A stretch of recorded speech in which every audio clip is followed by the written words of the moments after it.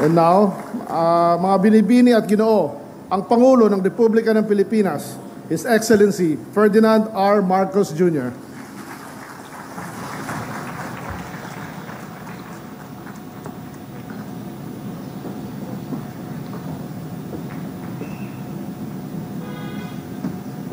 Maraming salamat sa ating DA Secretary Kiko Tiu Laurel sa kanyang pagpakilala.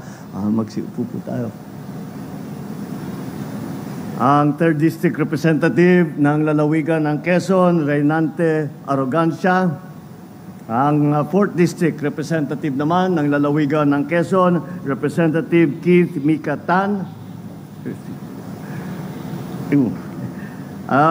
At ang ating host dito sa ating selebrasyon ngayon, ang ating Provincial Governor ng lalawigan ng Quezon, Governor Angelina Tan, mga kasamahang lingkod bayan, mga kagalang-galang na panauhin, magandang umaga po sa inyong lahat. Ngayong buwan, ipinapaalala na sa atin ang kahalagahan ng pagtatangkilik sa lutuing Pilipino. Kaya ikinagagalak kong maging bahagi sa pagdiriwang na ito, isang paanyaya na muling bumalik sa ating mga kusina. Para sa atin, ito ay lugar kung saan inihahanda ang pagkain para sa ating mga mahal sa buhay. Sa pagdiriwang ng buwan ng kalutong Pilipino, ginugunita natin ang ating mga kusina bilang santuaryo ng ating kasaysayan, ng ating kultura at pagkatao bilang Pilipino. Isang karangalan ang makasama kayo sa kick-off celebration ng Buwan ng Kalutong Pilipino or Filipino Food Month, kung saan pinagdiriron natin ang linanamnan ng ating mga putahe at ang lalim ng ating kakayahan bilang isang bayan. Ang lagi natin mga Pilipino, ang lagi natin sinasabi, kain na tayo, mangantayon, mga unta. Iyan po ang madalas natin paanyaya sa isa't isa. Kung kaibigan man, kung malapit man, o kung hindi man natin nakilala pa. Para sa atin, ang pagkain ay ang wika ng ating puso. Ang simbolo ng ating pakikiisa at pagmamahal. Pero gaya rin ng mga pagmamahal, minsan nakakalito rin ang pagkain para sa ating mga Pilipino. Saan mo gustong kumain? Ang tanong. Madalas naman ang sagot dyan kahit saan. O kaya naman, anong gusto mong kainin? Kaya ang sagot na naman doon, kahit ano. Nakakalito man, malinaw ang isang bagay. Ang pagmamahal natin sa pagkain Pilipino at mga kasalo sa pagkain nito. Kaya nga, kahit payak lang ang ating mga tahanan o sapat lang ang nasa ating mga hapag, handa pa rin tayong magsabi, tara na, kain na tayo. Mahalaga ang lahat ng ito sa ating isinusulong na tinatawag na experiential tourism. Ano ibig sabihin yan? Ang nauso ngayon sa pag-tourist, ayaw naman ng turista na pumunta lang sa ilang lugar, uupo lang sa tabi ng dagat, magbabasa ng libro, walang ginagawa. Ngayon, ang gusto ng mga turista, meron silang nakikita, meron silang nararanasan na masayang ginagawa at napakalaking halaga na ipakilala natin ang pagkaing Pilipino. Dahil kapag nakakain na ang isang dayuhan ng masarap, kahit anuman na klaseng Filipino food, basta't natikman na niya, malaki na ang kanyang pag-unawa sa kultura ng Pilipino. Kaya naman, sa bawat paglalakbay natin sa mga rehiyon ng Pilipinas, natutuklasan po natin ang tiyaga at husay ng Pinoy sa pagluluto. Naniniwala po ako sa kasabihan na ang pagkain ay ang pinakamabilis na paraan upang pahalagahan ang ating kultura. Bilang tubong Ilocano, hindi ko naman malimutan ang lasa ng dinengdeng na inihanda ng aking pamilya. Sinasabi nga yung aking ama, yan lang ang kinakain. Basta pagka yung kahit na may bisita, yung mga bisita, steak ang kinakain. Yung aking ama doon, kinakain pa lang niya, isda, dinengdeng, walang kanin. Kaya naging sikat nga sa buong Pilipinas Itong simpleng ulam na mula sa sariwang gulay na hinahaluan lamang na bagoong o patis, may konting pait at alat na ating binabalik-balikan. Meron na, dadagdagan pa, pag piyesta, lalagyan pa natin ng bagnet na malutong sa labas, na malambot sa loob. Sinasabayan pa ito ng kamatis at lasuna, tutugma sa tamis at alat na swak na panlasa ng mga Ilocano.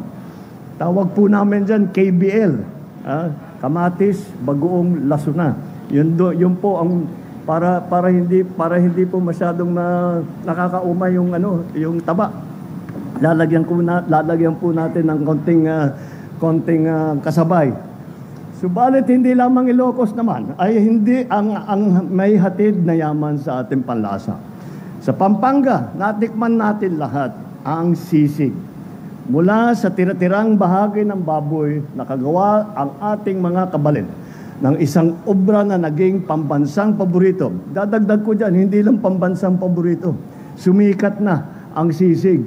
At kung ano-ano, kung saan-saan ka po. Sa Amerika, lalo.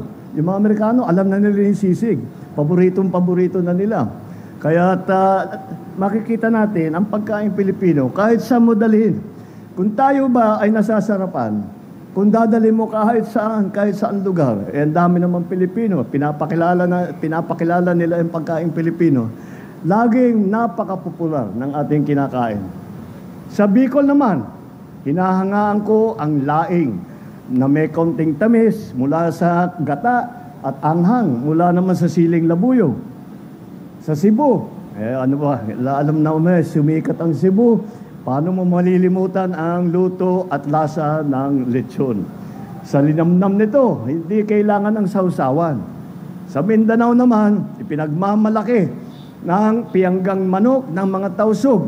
Meron din silang yung tinuyang itom na ipinapakain na galing sa nakahalata na inyo, mahilig ako kumain. Ang dami kong alam tungkol sa pagkain. At yan ay tinuro sa akin ng aking ina. At yung father ko nga, dinengdeng lang ang kinakain eh. Yung mother ko ang talagang mahilig magluto. Kaya natikman po natin lahat yan. At siyempre po, dito naman sa Quezon, natikman po natin kanina ang pansit habhab, pansit na kinakamay at kinakain na diretso mula sa sariwang dahon ng saging.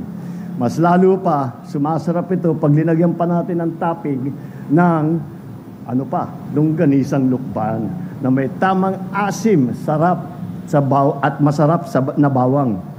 Mga kababayan, sa pamamagitan ng ating mga pagkain, matutuklasan natin ang ating pagka-Pilipino. Malikhain, matatag at may malasakit sa kapwa. Malikhain, dahil nagagawa nating putahe ang mga pangkaraniwang sangkap.